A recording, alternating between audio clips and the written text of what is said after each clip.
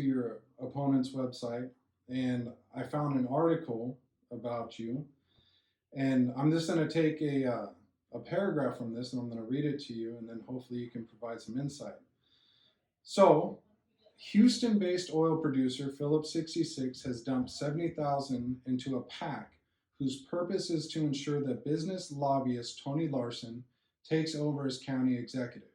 Together with developers and Tea Party activists, they are spending more than $100,000 to help their friend. They have stooped to telling lies to achieve this. Now, first, can you please explain what they are implying in this ad for those of us who are unfamiliar with PACs and outside money?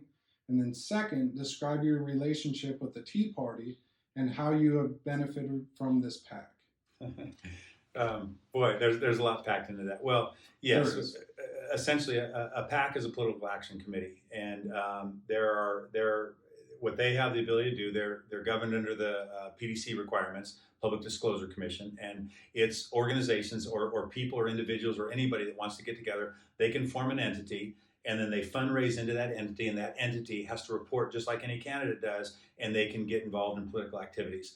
Now, the important thing is that a PAC cannot coordinate, collaborate, or connect with any candidate. It's against the law to do that.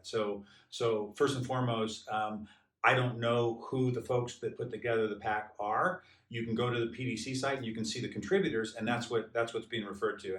And what I'd say is a couple things. Number one is that this PAC, clearly, I went to the website, I saw who the contributors are, and they are essentially P66 made a major contribution.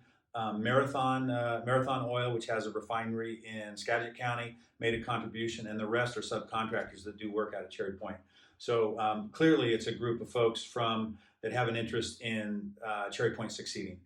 So that being said, just put that aside for a second. There are a number of other PACs as well. There are PACs that are supporting candidates that aren't getting support from Cherry Point. Like, for example, the Washington Conservation Voters. And they put $46,000 into one candidate, to Natalie McClendon's campaign to defeat Ben Ellenboss, primarily because they're on the opposite side of a fight that's been going on at Cherry Point for the last really 5 years aggressively. My opponent has been on the Whatcom County Council for the last 5 years, where they have systematically worked to stifle the businesses out there. And where it really went over the top was this last January, when for the last 4 years, the county council has been working on a Whatcom County comprehensive plan update amendments for Cherry Point. And the industry had been sort of involved in that, and they've been trying to collaborate along with the county council. As of this last January, what happens, they took all the work that had been done for the previous 4 years, and they completely shelved it, and a new document was introduced. And what we found out is that was on January 29th. And what we found out is that new document was written behind closed doors by special interest groups. One of them, Alex Rammel, who's a contributor of my opponent's campaign. He's the extreme field field director for Stand.Earth, which is a San Francisco-based extreme environmental organization, and with the stated goal of really stopping fossil fuels. So they've got an agenda, so you've got PACs. So you've got these sides that have sort of really been battling about the future of Cherry Point. I've been on the record. I do support Cherry Point industry. I support them being heavily regulated because it's a very dangerous industry.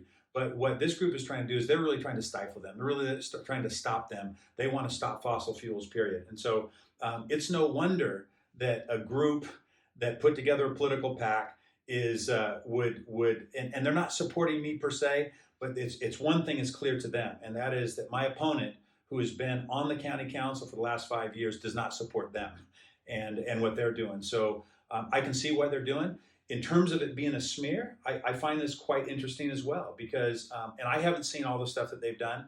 I understand that there's been some television pieces written, and I did go to a website, and it's called, it basically has 2 pieces on it, and both of them are in his own words. And so, my campaign has been completely about taken the high road. That's what we've done. We were committed. We have not addressed, we have not engaged in anything but issues. And so one of the issues, for example, is he has said on multiple occasions that he wants to take all motorized vehicles off every lake in Whatcom County.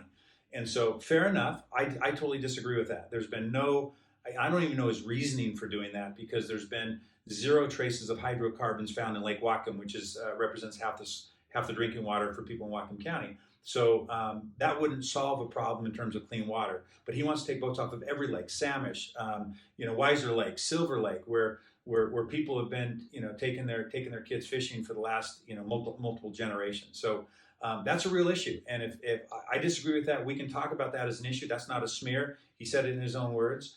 Another thing I think they pointed out in the pieces that they've written was that he was on record at a county council meeting talking about his wish, his sort of vision or his dream that oil became $500 a barrel. That he said that. Now, all I can do. My background is I studied economics and finance, and it doesn't take an economist to understand that there's only a few ways you're going to get to $500 a barrel, and that really is by increased demand and cutting off supply. And that really is the impact of the policies on Cherry Point. It really is cutting supply and not allowing expansion. So I think that those things could be, and political PACs, they have a way of trying to really cut to it.